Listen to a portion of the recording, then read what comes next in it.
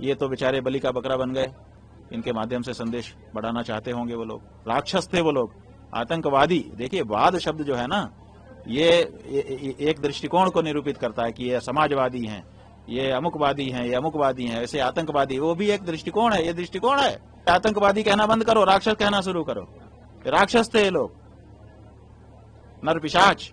गाय हमारी संरक्षिका है, उसका संरक्षण हमारा स्वयं का संरक्षण है, और साथ ही साथ अपने आप को बचाना, अपने आश्रित जनों को बचाना, अपने समाज को बचाना, ये भी तो जिम्मेदारी होती है। इसीलिए ये सब बातें करनी पड़ रही हैं।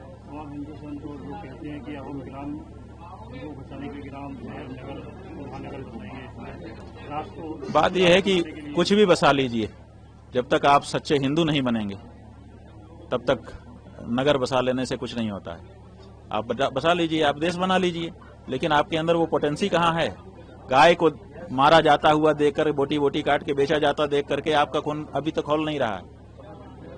आप कैसे आप हिंदू गांव बना के आप हिंदू हो जाएंगे कि मैं हिंदू गांव में रहता हूं इसलिए हिंदू? भारत में रहने वाले सब हिंदू हो गए क्या? कि भा माने ब्रह्म विद्या में रत हो गए? ऐसा नहीं होता है। आपको अपने अंदर हिंदू धर्म के जो सिद्धांत हैं उनको दृढ़ता से बैठाना होगा और उसके अनुसार अपने जीवन को आगे बढ़ाना होगा, तब आप हिंदू माने जाएंगे। आप जहां रहेंगे वही जगह हिंदुस्तान हो जाएगी।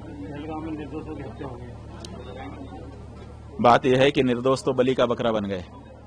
ये तो चुनौती भारत की सरकार को है, ये तो चुनौती हम हिंदू बहुसंख्यक जनता को है, और ये तो चुनौती लोकतंत्र की पैरोकारी करने वाले पूरे विश्व के नेताओं को है।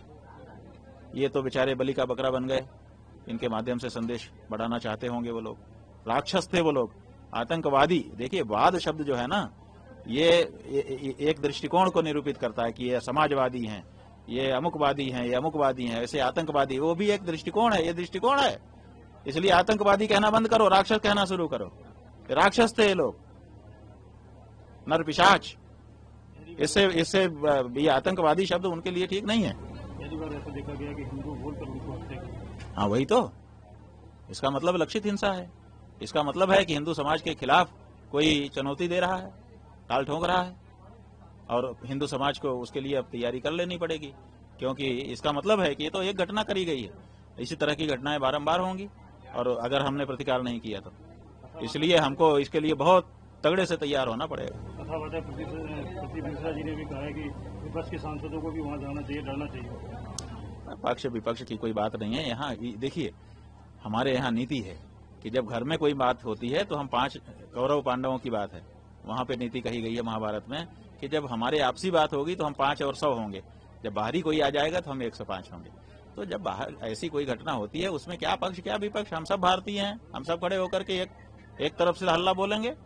कौन इस समय जो भी कार्रवाई भारत सरकार के द्वारा की जाएगी, है किसी में दम जो उसके विरुद्ध खड़ा होकर दिखाए?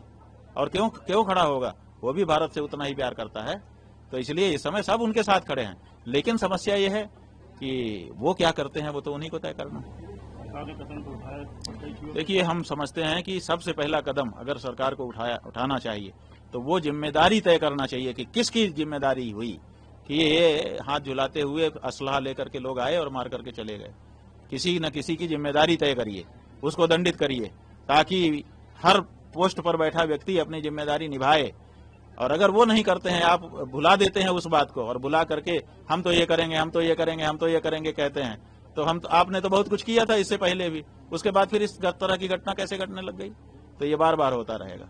तो इसलिए असली जो जरूरत है वो सबसे पहले विदेशी या पराया जो शत्रु है उसको मारने से पहले अपने यहाँ के शत्रु को खोज के पहले उसको मारो, और उसके बाद फिर उस पर चढ़ाई करो इकट्ठा होके, आप सफल हो जाओगे।